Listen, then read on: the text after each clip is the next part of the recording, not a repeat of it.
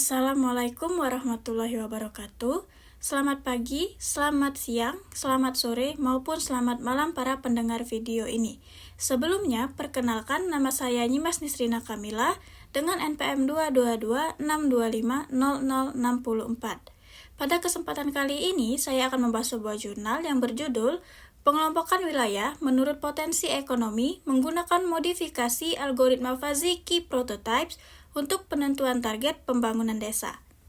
Adapun materi yang akan saya bahas kali ini seperti latar belakang masalah dengan metode Om Kakak Masa Soltu, kemudian pernyataan masalah, pertanyaan penelitian, tujuan penelitian, existing methods, kontribusi penelitian, dan hasil penelitian. Oke, di sini kita akan membahas tentang latar belakang masalah artikel ini dengan metode Om Kakak Masa Soltu. Kita akan masuk ke objek penelitian atau O. Objek penelitian dalam artikel ini, pengelompokan wilayah berdasarkan potensi ekonomi dapat dilakukan dengan klasterisasi data yang beratribut campuran, yaitu terdiri dari data numerik dan kategorik. Kemudian metode yang ada atau M. Klasterisasi dilakukan dengan algoritma fuzzy, key prototypes, dan modifikasi jarak eksin untuk mengukur jarak atribut kategorik. Data yang digunakan adalah data PODES 2018 dan pemetaan Wilker Stat 2019. Lalu kita akan membahas tentang kelebihan dan kelemahan metode yang ada atau KK. Pertama-tama kita akan membahas tentang kelebihan algoritma fuzzy. Algoritma fuzzy memiliki sejumlah kelebihan yang membuatnya unggul dalam menghadapi sistem dan data yang penuh ketidakpastian. Berikut ini beberapa kelebihan utama dari algoritma fuzzy. Yang pertama, kemampuan menghadapi ketidakpastian dan ambiguitas. Kedua, representasi linguistik. Ketiga, fleksibilitas dalam pemodelan. Keempat, robust terhadap noise dan data yang tidak lengkap. Kelima, kombinasi dengan metode lain. Keenam, implementasi yang mudah dan efisien. Ketujuh, perbaikan kinerja dalam sistem nonlinear. Selain ada kelebihan, fuzzy juga memiliki kelemahan. Meskipun algoritma fuzzy memiliki banyak sekali kelebihan, namun juga memiliki beberapa kelemahan atau keterbatasan yang perlu diperhatikan, terutama ketika digunakan dalam aplikasi yang kompleks atau skala besar. Berikut ini beberapa kelemahan algoritma fuzzy. Yang pertama, tergantung pada pengetahuan pakar. Kedua, kesulitan dalam menentukan fungsi keanggotaan. Ketiga, tidak ada pembelajaran otomatis. Keempat, tingkat kompleksitas bertambah cepat. Kelima, kesulitan dalam validasi dan evaluasi. Keenam, kurang efektif untuk masalah yang sangat presisi. Ketujuh, perbaikan kinerja dalam sistem nonlinear. Kedelapan, kekurangan standarisasi. Kemudian, kita akan masuk ke kelebihan algoritma key prototypes. Kelebihan dari algoritma key prototypes khususnya dibandingkan algoritma clustering lainnya seperti K-means dan K-mood, yang dimana ada pertama, mampu menangani data campuran atau numerik dan kategorikal. Kedua, skalabilitas baik untuk dataset besar.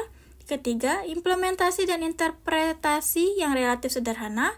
Keempat, dapat disesuaikan melalui parameter gamma. Kelima, cocok untuk berbagai bidang. Keenam, menghasilkan klaster yang konsisten.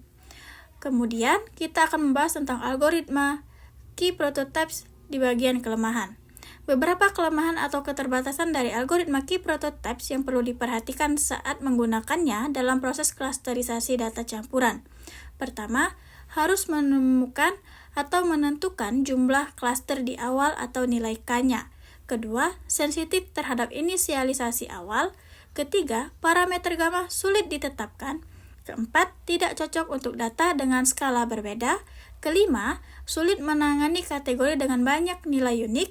Keenam, tidak adaptif terhadap outlier. Ketujuh, tidak cocok untuk data yang tidak berbentuk globular. Kedelapan, interpretasi bisa sulit saat fitur banyak.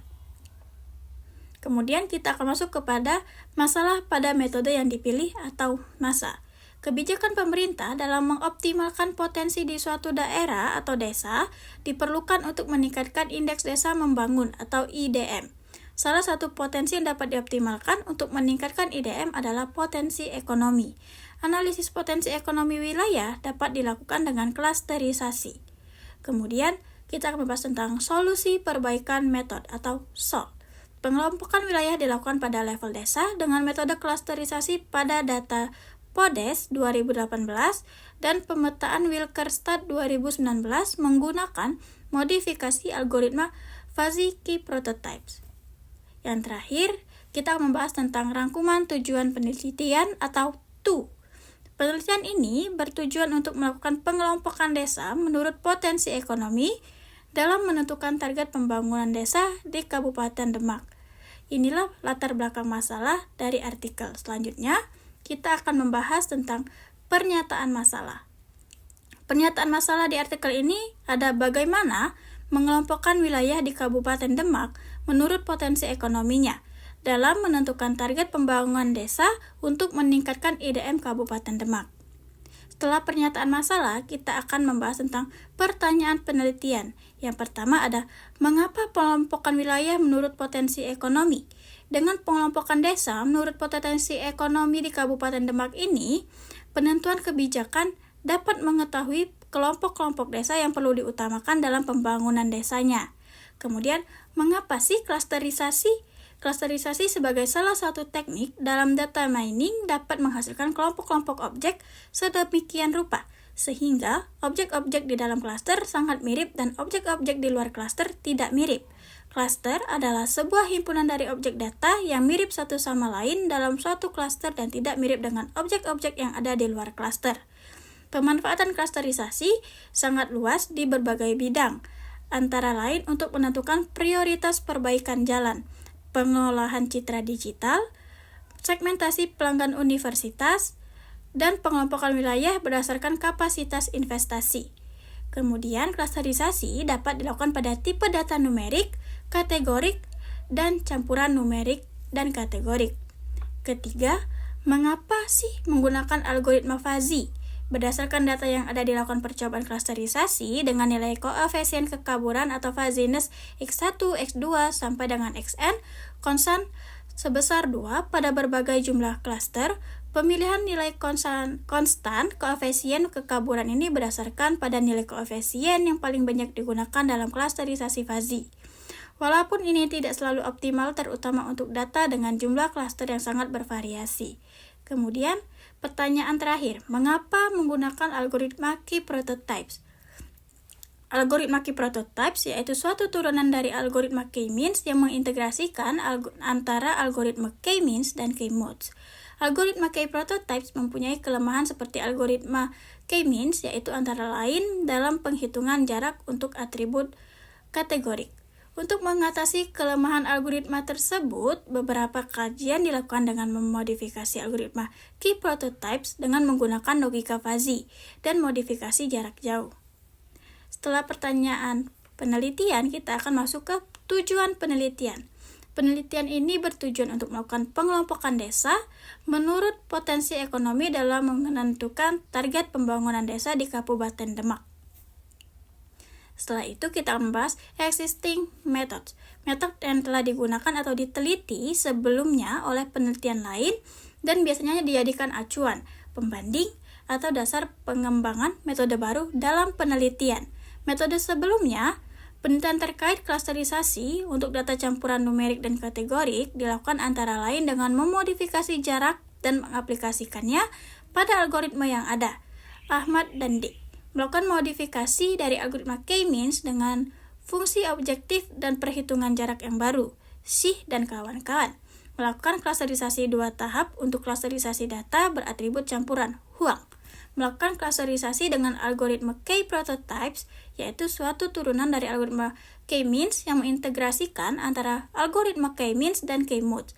Algoritma K-prototypes mempunyai kelemahan seperti algoritma K-means, yaitu antara lain dalam penghitungan jarak untuk atribut kategorik.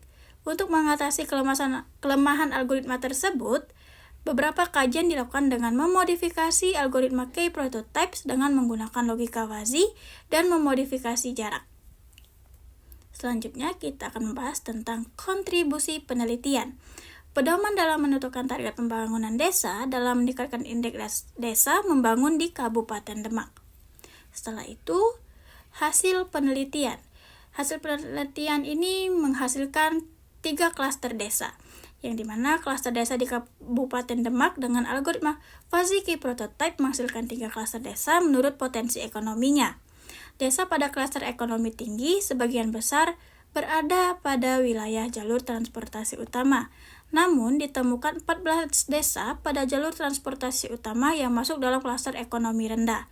Jika dilihat dari klasifikasi perkotaan atau perdesaan, pada 14 desa tersebut, status perkotaan desa tidak selalu menunjukkan suatu desa masuk dalam klasterisasi ekonomi tinggi. Informasi tentang desa perkotaan yang masuk dalam klaster ekonomi rendah dapat digunakan sebagai pedoman dalam penentuan target pembangunan desa untuk meningkatkan IDM. Oke, mungkin sekian presentasi dari saya mengenai jurnal ini. Maaf jika ada salah kata, salah penyebutan kata, atau kata-kata yang kurang jelas saya sebutkan. Saya akhiri, wabillahi taufik walhidayah. Wassalamualaikum warahmatullahi wabarakatuh.